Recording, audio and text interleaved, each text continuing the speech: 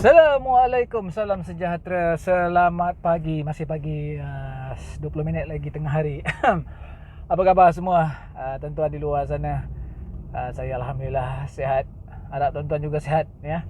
Lama tak berkonten, kita belum menang lawan COVID-19. Sila kita tempoh PKPP. Ramai yang dah lupa katanya.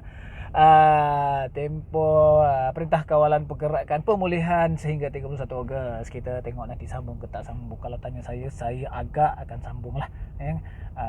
Merujuk kes yang agak tak menentulah, maksudnya ada juga kadang-kadang kita tengok dua digit kes ya.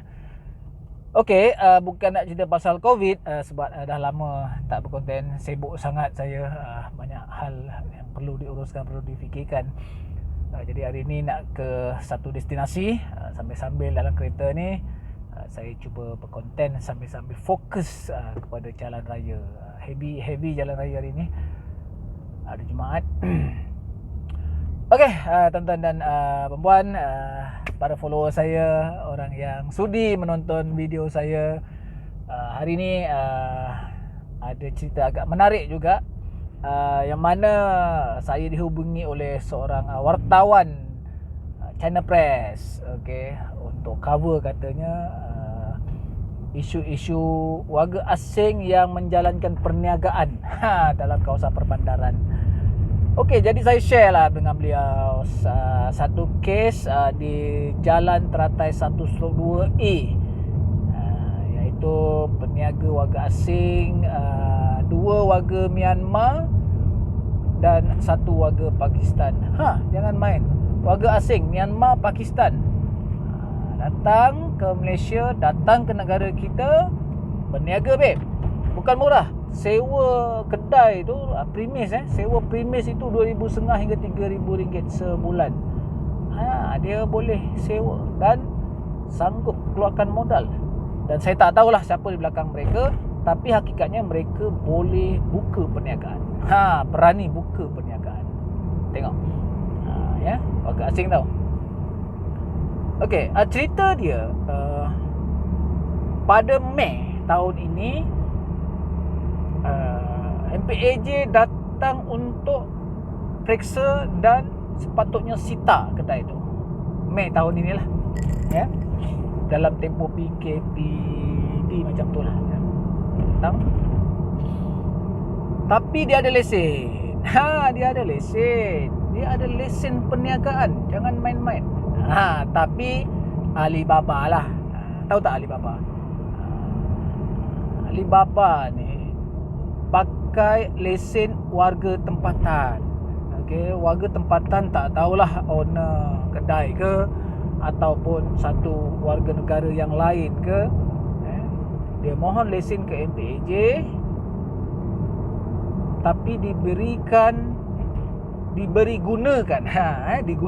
oleh warga asing untuk berniaga. Jadi MPAJ terpaksa rekod dulu balik. Mei tak sita, pada bulan 5 tempoh hari tak sita kerana dia ada lesen. Secara teknikal tak boleh, ya. Susah. Okey. Jadi tindakan MPAJ adalah membatalkan lesen. Okey, membatalkan lesen dulu baru boleh sita. Okey, pada bulan lalu MPAJ dah batalkan lesen dan sita 3 kedai ini.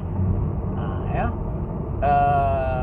Jenis perniagaan dia 2 Myanmar ini, 1 kedai runcit, 1 kedai makan. Kedai runcit ni hebat. Siap jual sayur, ayam, daging semua, ya. Dan kelengkapan saya tengok banyak diimport daripada Myanmar. Produk-produk daripada Myanmar lah. Saya tak tahulah secara seludup ke, secara sah ke, saya tak tahu. Jadi dia banyak jual barang-barang Myanmar dan target market mereka adalah warga Myanmar lah, Rohingya ni lah, terutamanya. Jual sirih dan sebagainya lah. Itu nampak favourite dia orang kan, macam habit dia orang makan sirih. Macam kita chewing gum lah kot agaknya. Bukan kot. Susah lah nak bandingkan dengan orang kita apa. Satu habit. Satu habit. Dia tak isap rokok tapi dia kunyah sirih. Gigi yang merah macam tu. Okey, kita balik kepada cerita penguasaan tadilah. Penguasaan dibuat bulan lalu. So Pakistan ini tutup terus. kedai makan tutup terus. Okay. Tapi ada satu kedai runcit. Saya terus cakap dekat sini untuk makluman orang teratai khususnya yang selalu mengadu dekat saya. Nombor 25 Jalan Teratai 1/2E Taman Bukit Teratai Ampang. Ya. Kedai ini dia ingkar, dia degil, ya. Dia tak buka pintu depan, dia buka pintu belakang. Dia berniaga daripada pintu belakang. Dia berniaga daripada pintu belakang. Punyalah degilnya, punyalah dia ingkar. Okay. Saya pantau lebih kurang seminggu daripada tarikh saya terima aduan tu. Memang betul, hampir setiap hari ada transaksi keluar masuk. Okay, mereka bershopping dalam kedai yang dah disita itu. Dia loading barang semula. Dia berniaga. Okay. Masa kami datang dengan reporter tadi, mereka sedang bersiap sedia untuk buat makanan dia orang ni lah, sirih ni. Dia orang tengah proses lah nak buat sirih ini. Dia berniaga lagi, masih aktif. Okey. Dan wartawan rakamkan semua sekali. Okey. Dan saya beri amaran keras kepada dia untuk menutup serta-merta kedai itulah. Sekiranya tidak, MBAJ akan sita sepenuhnya. Sekali lagi.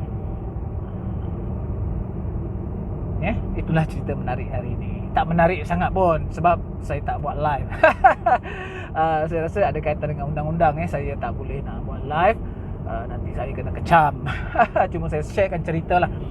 Okay, dan wartawan nampak happy lah dia dapat berita yang eksklusif untuk portal media online mereka. Dan ini satu pengajaran kepada masyarakat. Sekiranya terdapat mana-mana kedai yang dikendalikan oleh warga asing, sepenuhnya harap maklum kepada saya, PM di Facebook saya. InsyaAllah kami akan siasat. Bukan senang tuan-tuan. Kadang-kadang kita tengok kedai itu masih beroperasi sebenarnya tanpa kebenaran pun. Tanpa kebenaran. Kita ingat dah sita sekali, dia akan tutup. Walhal tak begitu rupanya. Mereka masih boleh degil dan meneruskan operasi. Jadi memang susah, sentiasa nak kena operasi, sentiasa kena pantau.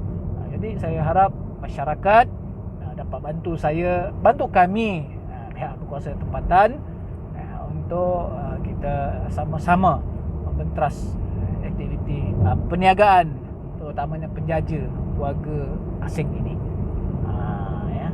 Walaupun susah, tapi kami sedaya mampu untuk selesaikan. Jangan kecam saya. Kadang-kadang ada memang susah yang nak diselesaikan. You bayangkan daripada bulan 5 kita pantau, kita proses batalkan lesen dan sebagainya, merujuk undang-undang dulu. Kalau batalkan, apa kesan teknikal ni akan datang. Sebab kita kerajaan. So kerajaan tidak boleh sesuka hatilah. Sesuka hati walaupun nampak ada kesalahan yang jelas, tapi kena lihat secara teknikal undang-undang juga. Okey, tuan-tuan, rasanya itu kot cerita hari ni. Cerita apa lagi? Saya nak share sikit lah. Semalam dapat satu WhatsApp WhatsApp daripada seorang penduduk yang bukan penduduk lah, hater saya lah.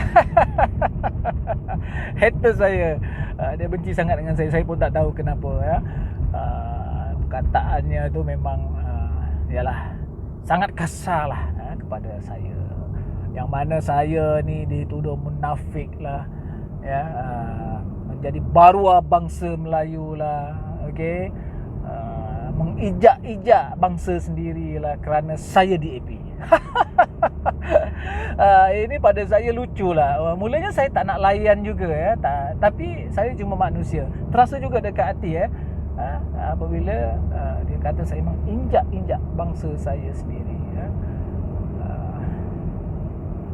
Tak patutlah tak patut sangat. Teruk sangat.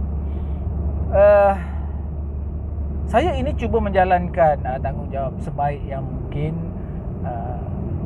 Sampai bila kita sebagai rakyat Malaysia ini ingin bermainkan isu atau kad bangsa dan agama. Sampai bila?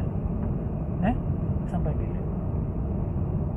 Katanya DAP yang masuk Melayu yang masuk DAP ini hanya barua dan tidak meninggalkan elemen bangsa itu. Makna saya ni kalau masuk DAP, orang Melayu yang masuk DAP akan jadi Cina, orang Islam yang masuk DAP ini akan murtad. Seolah-olahnya begitu sekali. Ini pada saya satu kata terpedaya dengan doktrin lapuk. Doktrin lapuk yang menakut-nakutkan rakyat bahawa DAP ini parti Cina, Kauvanis, tidak membela Melayu. Okey. Ini satu hal yang tidak betul dan sangat-sangat salah.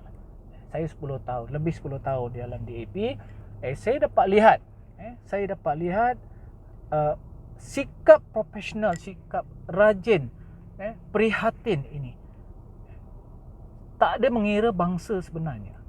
Kalau ada kata ada orang Melayu yang terasa, fikirkan semula. Sampai bila? Kita ambil contoh. Reserve tanah Melayu selama 60 tahun. Sekarang tinggal berapa peratus? Tak sampai 20%. Siapa yang jual? DAP ke salah? Siapa yang jual? Zaman BN. Habis. Dah nak habis dah tanah reserve Melayu. Adakah ini salah DAP? Dan ada banyak lagi. Saya rasa DAP tak akan dapat kata menguasai orang Melayu ni. Tak akan dapat. Sampai bila-bila pun. Sebab kita ada raja-raja. Kita ada agung. Dan begitu sekali perlembagaan kita, artikel 152, 153 ini sangat melindungi orang Melayu. Kau takut apa? Saya pun heran. Tapi tak apalah, itu just satu cabaran bagi saya. Seronok juga bila dikecam. Saya mengambil positif. Saya lihat semula ke belakang, lihat semula perancangan ke depan. Adakah tindakan-tindakan saya ini yang paling penting membelakangkan ketidakperlembagaan.